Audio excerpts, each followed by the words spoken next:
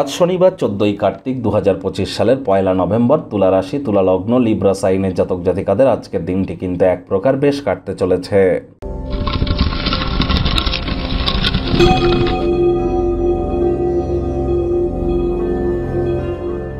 ভিডিওটির শুরুতেই আপনাদের সকলকে রাজযোগ চ্যানেলের তরফ থেকে দেবোত্থানী একাদশী বা উত্থান একাদশীর হার্দিক শুভেচ্ছা ও অভিনন্দন রইল। সুদীর্ঘ 4 মাস পর ভগবান হরিবিষ্ণু আজকের দিনেই কিন্তু যোগনিদ্রা থেকে জাগ্রত হতে চলেছেন। অবশ্যই ভগবান বিষ্ণু সহস্রনাম জপ করুন। কোনো কিছু না পারলে আপনারা বলুন ওম নমো ভগবতে বাসুদেবায় নমঃ। এটি 108 বার জপ করুন না, সকাল দুপুর সন্ধ্যা 3 বেলা। পারলে বিষ্ণু সহস্রনাম জপ করতে পারেন।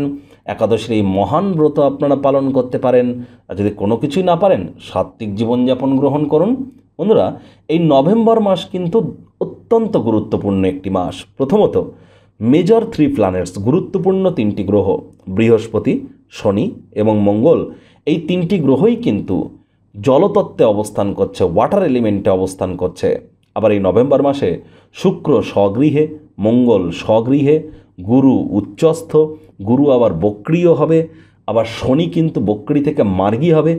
শনি, রাহু, গুরু, মঙ্গল প্রতিটি প্ল্যানেটই এবং গুরু নিজেও কিন্তু গুরুর নক্ষত্রে গোচর করছে।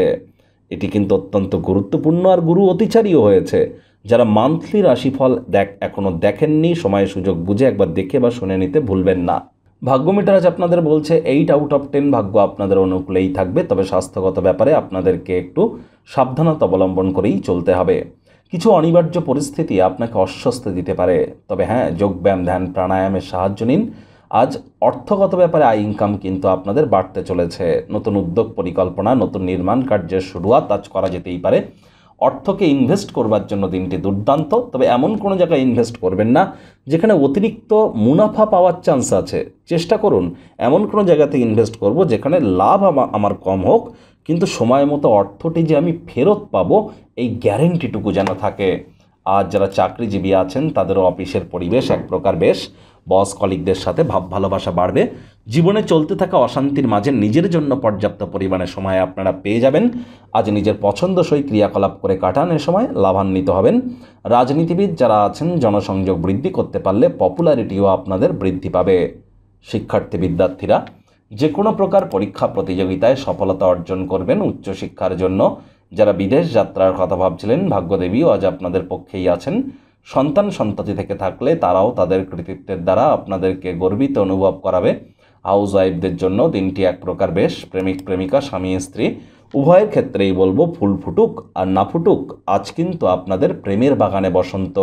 দিনটিকে যতটা সম্ভব রোম্যান্টিক করে তোলা যায় সেই প্রচেষ্টাই তো আপনাদের জারি রাখা উচিত। অবিবাহিতদের বিবাহের যোগ পরিলক্ষিত হচ্ছে। যারা প্রেমে পড়েননি তাদের জীবনে স্বপ্নের নারী বা পুরুষের আগমন আজ কিন্তু হতেই পারে। একটু প্রচেষ্টা আপনাদেরকেও করতে হবে। শত্রুপক্ষ, বিরোধী পক্ষ একটু হলেও শক্তিশালী কিন্তু থাকছে। আজ আপনাদের উচিত ওয়েট অ্যান্ড ওয়াচ পলিসি গ্রহণ করে চলা। আর কারোর ক্ষেত্রে কিন্তু বিয়ের ঘণ্টা বাজতে চলেছে।